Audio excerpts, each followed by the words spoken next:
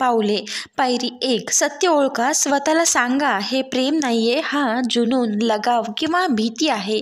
त्याला नाव दिल्याने ते कमजोर होत आहे. नंबर 2. स्वतःला सामोरे जा. मित्रांनो, विचारा, माझ्या आत काही इतकं रिकामं वाटते की मी त्यांच्यावर चिटकून राहतोय. ती रिकामी जागा कोणी दुसऱ्याने भरण्याऐवजी स्वतःहून भरा. नंबर 3.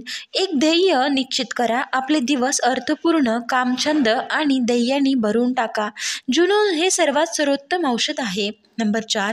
कल्पना सोडून द्या. त्यांना तेच बघा जे प्रत्यक्षात आहेत, ते नाही जे तुम्ही त्यांना पाहू इच्छिता. कल्पना कधीच खरी नसते मित्रांनो, पण हे सत्य तुम्हाला मुक्त करतं. नंबर 5. स्वतःवर प्रेम करा. जेव्हा तुम्ही स्वतःवर मनापासून प्रेम करता तेव्हा तुम्ही इतरांच्या लक्षाच्या तुकड्यासाठी भीक मागणं बंद करता. आणि इथे एक सुंदर गोष्ट आहे, कधीकधी ज्या व्यक्तीबद्दल तुम्ही विचार करणे थांबवू शकत नाही ती तुमची जीवनसाथी नसते, ती तुमचा गुरु असते. ते तुमच्या आयुष्यात येतात तुम्हाला तुमच्या जखमा दाखवण्यासाठी. ते तुम्हाला हे समजावून देण्यासाठी येतात की तुम्हाला तुमच्या आत काय दुरुस्त करण्याची गरज आहे. ते मंजिल नसतात, ते धडा असतात. आणि जेव्हा धडा शिकून होतो तेव्हा तो जुनून आपोआप संपतो.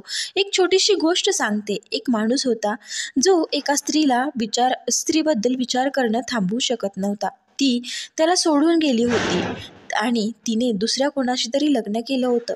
पण त्याच्यासाठी आजही प्रत्येक दिवस तिच्याबद्दलच होता. त्याने विचार केला, हे प्रेम आहे.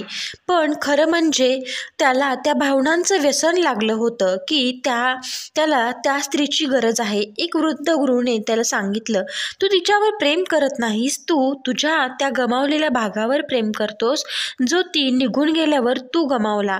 आणि मग त्याला जाणीव झाली की त्याला ती परत नको होती, त्याला स्वतःला परत मिळवायचं होतं. तर आपण पुन्हा सुरुवातीला येऊया. जेव्हा तुम्ही कोणाबद्दल विचार करणे थांबवू शकत नाही तेव्हा ते प्रेम नाहीये, तो जुनून असू शकतो, ती आठवण असू शकते, ती कल्पना असू शकते, ती भीती असू शकते, तो लगाव असू शकतो. पण ते प्रेम नाही. प्रेम गोंधळ नाही तर मित्रांनो ती शांती आहे. प्रेम जुनून नाही तर ते स्वातंत्र्य आहे. प्रेम स्वतःला गमावणं नाही तर स्वतःला अधिक खोलवर शोधणं आहे. तर पुढच्या वेळी जेव्हा तुम्ही कोणाबद्दल विचार करणे थांबवू शकत नाही तेव्हा हे विचारू नका की मी त्यांना का विसरू शकत नाही आहे. त्याऐवजी हे विचारा की मला माझ्याबद्दल काय शिकवत आहे. आणि जेव्हा तुम्हाला उत्तर मिळेल तुम्ही शेवटी खरं प्रेम काय आहे हे समजून घ्याल. मित्रांनो, आजचा व्हिडिओ आवडला असेल तर लाईक करा, शेअर करा आणि चॅनलला सबस्क्राईब करायला मात्र विसरू नका. व्हिडिओ पूर्ण पाहिल्याबद्दल तुम्हा सर्वांचे मनापासून धन्यवाद. आणि असंच आपल्या चॅनलला भरभरून सपोर्ट करा अशी तुम्हाला मी विनंती करते.